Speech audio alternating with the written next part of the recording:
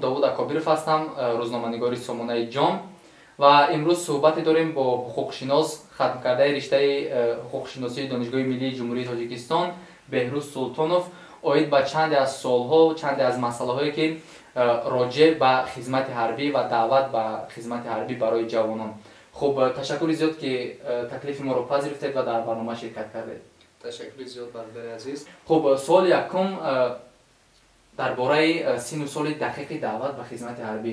Баъзеҳо мегӯянд ки як ҳафта ба ман намерасид ба даъват, маро пештар даъват кардам, баъзеҳо мегӯянд ки маро дертар даъват кардам, ё ин ки аз 27 сола пур шудам даъват кардам. Ана минро мехостам ки рӯшанӣ андозед ки сину соли дақиқи даъват ба хизмати ҳарбӣ кадом сину сол аст? Мутобиқи Қонуни Ҷумҳурии Тоҷикистон дар бораи уҳдадории ҳарбӣ ва хизмати ҳарбӣ, сину соле ки ҷавонон ба хизмати ҳарбӣ даъват карда мешаванд, ин аз 18 то 27 сола муайян кардааст қонун. Ва ана ҳамон ҷавоне ки ба сини 18 дохил мешавад, ба хизмати ҳарбӣ даъват карда мешавад. Сини ниҳоии даъват ба хизмат бошад, ин 27 солагӣ муқаррар карда шудааст. Вале дар амалият духурагӣ пайдо мешавад. Бисёре аз ҷавонон, аз баъзе ҳуқуқшиносон, намедонам аз кадом мутахассисон, машварат мегиранд ки шахсоне ки 27ро пур кунанд, яъне ба 28 қадам монанд, баъд аз хизмати ҳарбӣ озод мешаванд. Вале аммо ин хел нест. Қонун чизе ки муайян кардааст, ҳамон бояд шавад. Барое ки қонун гуфтааст, шахсе ки 27 сола шуд аз хизмати ҳарбӣ озод мебошад. Яъне як масъалаи дигар ҳамин аст ки агар шаҳрванд мисол ба хизмати ҳарбӣ даъват карда мешавад, пагоҳ зодрӯз дорад. аз рӯзе ки ӯ даъват карда шуд, аллакай ӯ аз комиссияи ҳарбӣ мегузарад ва ба хизмат меравад. Ва агар ки ӯ ба 27 ки даромад, пагоҳ аллакай ӯро даъват набояд кунад. Хуб, суоли дигар чунин аст ки нафароне ки кафедраи ҳарбӣ мехонанд, яъне ки донишгоҳе ки кафедраи ҳарбӣ доранд ва донишҷӯён дар он таҳсил мекунанд, пас аз хатм кардани ҳамин донишгоҳ, онҳо ҳатман бояд ки ба хизмати ҳарбӣ даъват шаванд. мо Қонуни Ҷумҳурии Тоҷикистон дар бораи уҳдадори умумии ҳарбӣ ва хизмати ҳарбӣ соли 2000 қабул карда доштем ки ӯ аз эътибор соқит карда шуд ва дар вай қонун ин масъала дарҷ нагардида буд. Яъне донишҷӯёне ки кафедраи ҳарбӣ мехонданд, баъди хатми кафедраи ҳарбӣ соҳиби билети ҳарбӣ ва рутбаи ҳарбӣ мегардиданд. ана дар соли 2021 қонуне ки мо қабул кардем, дар ин якчанд тағйиротҳо, аз ҷумла дар суоле ки шумо қайд кардед, дахл дорад, ворид карда шуд. Яъне дар қонун омадааст ки шахсоне ки кафедраи ҳарбӣ назди донишгоҳиро хатм мекунанд, бояд хизмати ҳарбӣ ҳатмӣ муҳлатнокро адо намоянд. Яъне қонун муайян кардааст ки ана ҳамон ҷавонон бояд 1 сол хизмати ҳарбиро адо намоянд ва пас аз он бошад агар билети ҳарбӣ ва анаму рутбаи ҳарбиро мутобиқи Қонуни Ҷумҳурии Тоҷикистон дар бораи уҳдадории ҳарбӣ ва хизмати ҳарбӣ аз ҷониби вазири мудофиа пешниҳод карда мешавад, соҳиб гарданд. Шахсоне ки ду шаҳрвандӣ доранд, яъне ки шаҳрванди ду давлат ҳастанд, дар ин ҳолат онҳо бояд ба кадом давлат хизмат кунанд, ба кадом давлат даъват мешаванд?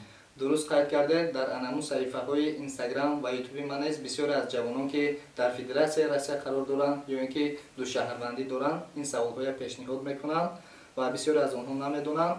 Ва дар ин ҷо ду шаҳрвандӣ будан ҳам шарт нест, вале қонун муайян кардааст. Мутобиқи моддаи 30 Қонуни Ҷумҳурии Тоҷикистон дар бораи уҳдадори ҳарбӣ ва хизмати ҳарбӣ, нафарое ки хизмати ҳарбӣ баробар карда шударо дар дигар давлатҳо адо карданд, дар Ҷумҳурии Тоҷикистон аз хизмати ҳарбӣ озод мебошанд. Яъне ин чунин маъно дорад ки агар ки анамун чихеле ки қайд кардед, ду шаҳрвандӣ дошта бошанд, шаҳрванди Тоҷикистон мисол, шаҳрванди Русия дошта бошанд, агар дар ана Федератсияи Русия хизмати ҳарбӣ адо кунанд, дар Ҷумҳурии Тоҷикистон аз хизмати ҳарбӣ озод ҳастанд. Агар ки дар Тоҷикистон хизмати ҳарбӣ озод адо кунанд, дар Россия бошанд, агар аз хизмати ҳарбӣ озод ҳастанд. Яъне кифоя аст ки дар яке аз давлатҳо хизмати ҳарбӣ адо кунанд. Шахсоне ки дорои доғи судӣ ҳастанд, даъват ба хизмат барои онҳо чӣ гуна аст? оиди ин масъала низ қонун дарҷ кардааст ва пешбинӣ кардааст кадом шахсон оиди кадом намуди ҷиноят, яъне кадом намуди ҷинояте ки ҷазо татбиқ мешавад нисбаташон, аз хизмати ҳарбӣ озод ҳастанд. Ба Қонуни Ҷумҳурии Тоҷикистон зикр карда гузаштем. Агар назар кунем, дар моддаи 30 пешбинӣ намудааст.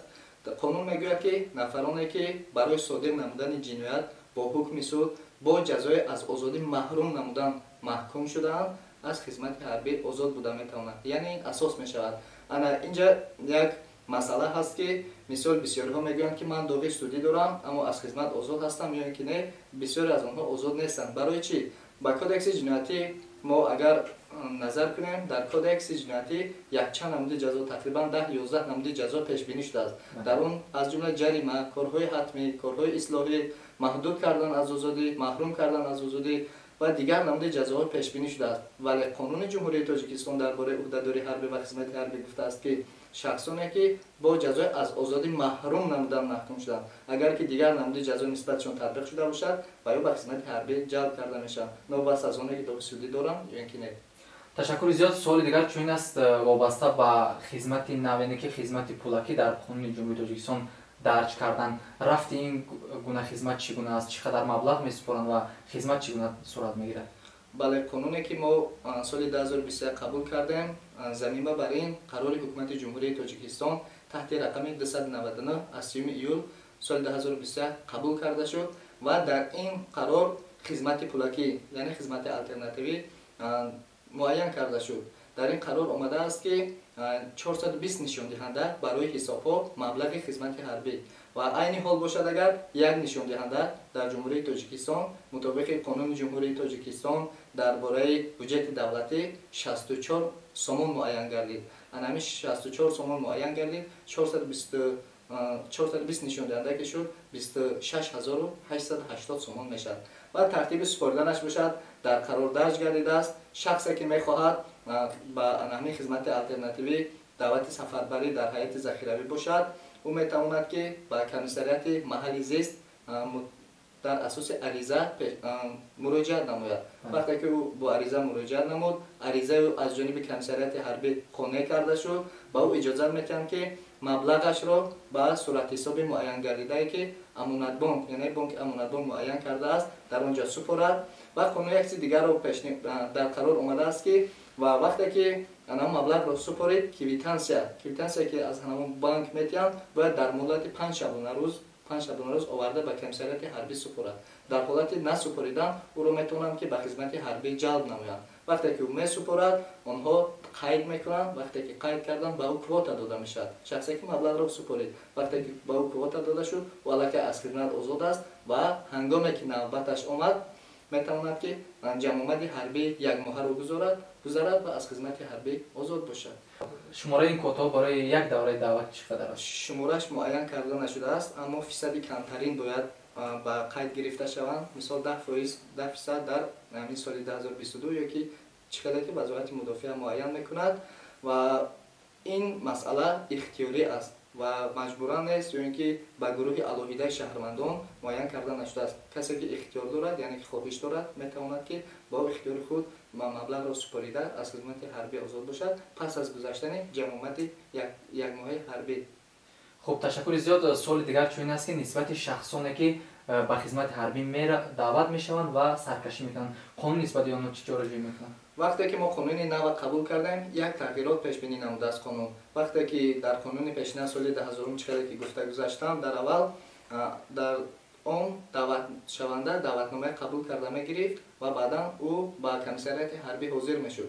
аммо дар ин қонун бошад, агар гуфта мешавад ки падар, модар яъне волидан, намояндагони қонунӣ онҳо низ ҳуқуқ доранд ки даъватномаро қабул карда имзо гузашта ба даъватшаванда супоранд. ва қонун пешбинӣ намудааст ки ҳангоми бадқасдона саркашӣ намудан аз даъват ба хизмати ҳарбӣ нисбаташ ҷавобгарӣ пешбинӣ намудааст. мутобиқи қонунгузори ҷумҳурии Тоҷикистон дар кодекси ҳуқуқ вайронкунии маъмурии ҷумҳурии Тоҷикистон ҷавобгарӣ ҳаст ва инчунин дар кодекси ҷиноятии ҷумҳурии Тоҷикистон ки ин ҷазои вазнин дорад нисбати шахсоне ки аз хизмати ҳарбӣ саркашӣ мекунанд.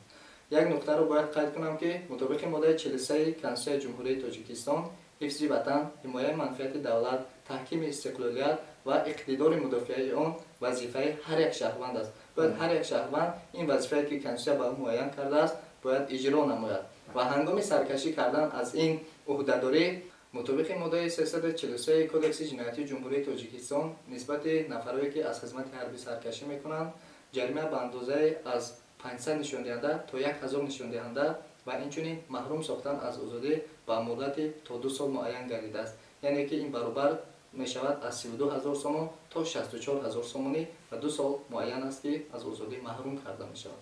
خب سوال دیگر چون است که بسیاری از جوانان سوال میکنند که یا اینکه فکر میکنند که دعوت به خدمت حربی تمام سال صورت میگیرد، نه در آن وقت‌های معین شده در فصل بهار و تیر ماه، بلکه تمام سال صورت میگیرد. آیا این عقیده تو چی اندازه درست است؟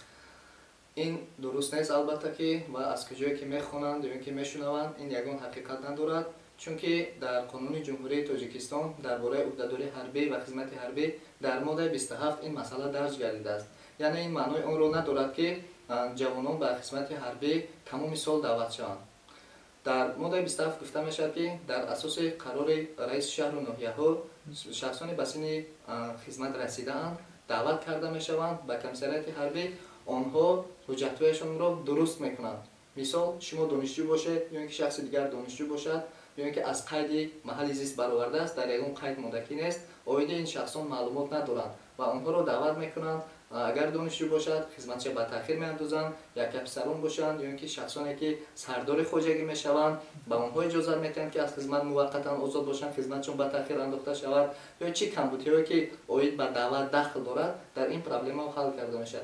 این مسئله شهروندان ما خطا میفهمند وقتی که دعوتنامه پیشنهاد میکنند به خانه آنها فکر میکنند که ابله و سر شد یا که ما را به خدمت میبرند. این درست نیست. شما را دعوت میکنند، میروید حجت‌هایی که کمبودی دارد اون رو درست میکنند و آماده میکنند به خدمت. و چقدر که گفتید که خدمت حربی پورا شد یعنی که سالانه شد، نه این درست نیست، چون که در ماده 32 قانون جمهوری تاجیکستان چقدر که قید کردن گفته میشد که دعوت به صف قوای مسلح جمهوری تاجیکستان در یک سال 2 مرتبه صورت میگیرد و در اساس فرمان پرزیدنت جمهوری تاجیکستان. فرمان پرزیدنت جمهوری تاجیکستان نه دیرتر از 1 ماه پیش از آغاز شدن دعوت میبراید که کدام سن و سال دعوت کرده میشن و در اساس همین فرمان پرزیدنت به خدمت دعوت میکنند. یعنی فرمان است در یک سال 2 مرتبه میبرد. از این معلوم میشد که خدمت به صف قوای مسلح جمهوری تاجیکستان در یک سال 2 مرتبه مثل پیشینه صورت میگیرد. خب تشکر زیاد. سوال آخران چون این است که دعوت بهار یعنی که دعوت به خدمت کلکه شروع شده است، انجام این دعوت کی است؟